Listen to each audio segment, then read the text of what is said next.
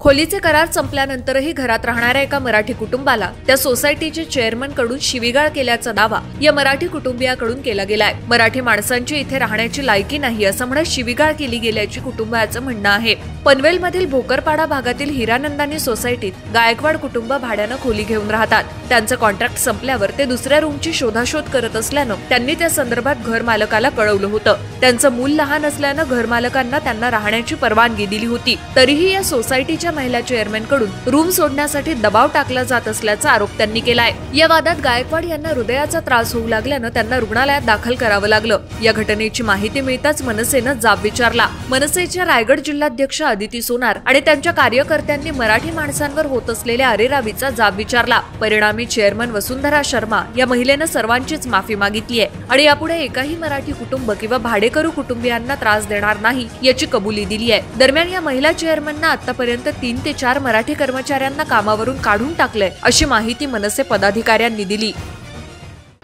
या ठिकाणी वारंवार जे सोसायटीचे चेअरमन आहेत वसुंधरा मॅडम या फक्त आणि फक्त मराठी माणसाला जाणून बुजून त्रास देत आहेत। आज या ताईंनी आमचे तालुकाध्यक्ष रामदासभाई पाटील यांना काल तक्रार केली होती की आम्हाला जाणून बुजून त्रास होतोय, तर त्यांचा पण म्हणणं ऐकून घेऊया त्यांना ते कुठल्या प्रकारे आणि कशा प्रकारे त्रास देतात म्हणून। आता मी माझ्या पप्पांना खाली आणलं होतं ते बोलायसाठी, तर खाली येऊन पप्पांवरती आरेरावी करत होते। पप्पांच्या अचानक खूप जास्त छातीत दुखायला लागलंय। आता आम्ही त्यांना हॉस्पिटलला नेतोय। त्यांना ऍक्च्युली त्यांना हार्टचा प्रॉब्लेम आहे। त्यांच्या याच्यामध्ये स्टेंट टाकलेली आहे, डोक्यामध्ये त्यांच्या गाठ आहे। आम्ही त्यांना सांगितलं सुद्धा नाही की त्यांच्या डोक्यामध्ये गाठ आहे ते, तरी ही लोक त्यांच्यावरती आरेरावी करून उलटा सुलटा बोलून त्यांना हे करत होते। अक्षरशः माझ्या पप्पांची इतकी तब्येत बिघडली आहे ना की आता ते लोक सांत्वन करायला येतात की हे बोलव, ॲम्ब्युलन्स बोलव, हे कर ते कर।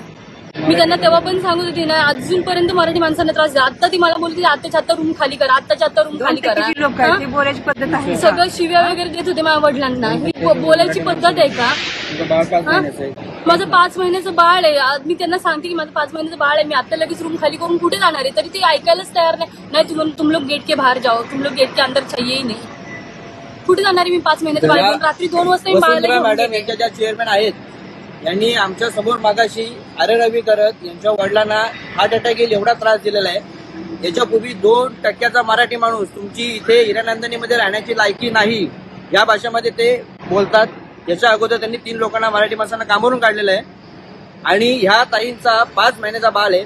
फक्त त्यांचा अग्रीमेंट संपलाय, रिन्यूच्या करतील किंवा ते दुसरीकडे फ्लॅट घेतील ती गोष्ट वेगळी, पण 5 महिन्याचा बाळ असताना देखील या मराठी ताईंना या परप्रांतीय माणसांनी ज्या महिलांनी त्रास दिलेला आहे की तुम्ही आत्ताच्या आत्ता लहान बाळाला घेऊन घराच्या बाहेर जावा, कुठे पण राहा, अशा ज्या आणि ह्या हिरानंदानी सोसायटीमध्ये दाखवा येते सगळीकडे परप्रांतीयांची मदतगिरी चालू आहे आणि हे हिरानंदानी सर्व काही सोसत आहे।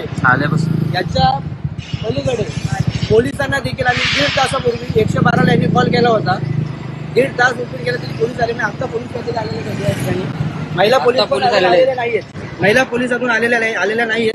माझ्यासाठी त्यांनी पण पोलिसांना फोन केलेला होता, त्यांच्या बाजूने 2 जेंट्स आलेले आहेत, अजून महिला काही तशा आलेल्या नाहीयेत। 112ला कॉल करून देखील आपण 1 वाजता सुमारे 1 वाजता दुपारी महिला पोलिसांना 112 नंबर या कॉलवर कॉल केला होता आणि त्या कॉल केल्यानंतर सुद्धा आता 2:30 वाजले तरी सुद्धा अजून एकही पोलीस नाही आले। लेडीज पोलीस यायला पाहिजे होते, अजून त्यांच्यासोबत एकही लेडीज नाहीये आणि त्यामुळे एवढा वेळ का लागतो पोलिसांना सुद्धा यायला? कारण इथं विषय असा आहे की महिलांच्या सुरक्षेचा विषय आहे आणि हे बाहेरचे लोक जे परप्रांतीय येतात आणि इथं जर आपल्या मराठी माणसाला जे शिवीगाळ करतात हे चुकीचं आहे। त्यामुळे आम्ही जाब विचारायला आलो तरी आम्हाला सुद्धा गेटच्या आतमध्ये त्यांनी येऊन दिलं नाही। पण शिवीगाळ केली ना म्हणून एवढा त्रास झालाय। मी सांगत होती त्यांना तुम्ही कमी आवाजात बोला, शांततेत बोला, तरी पण ते शांततेत बोलायला तयारच नाहीये। तुम्ही आताच्या आता रूम खाली करा, ही कुठली भाषा आहे?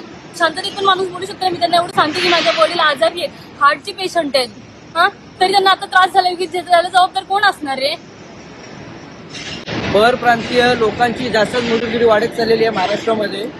यांना जोपर्यंत कायदेशीर आणि मनसेचा जोपर्यंत जाब बसत नाही तोपर्यंत ही लोक वटणीवर येणार नाही।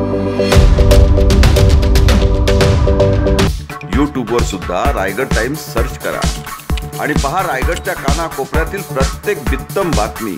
आणि हो, लगेच सबस्क्राईब बटनवर क्लिक करायला विसरू नका। रायगड टाइम्स, आपलं चॅनल, आपला आवाज।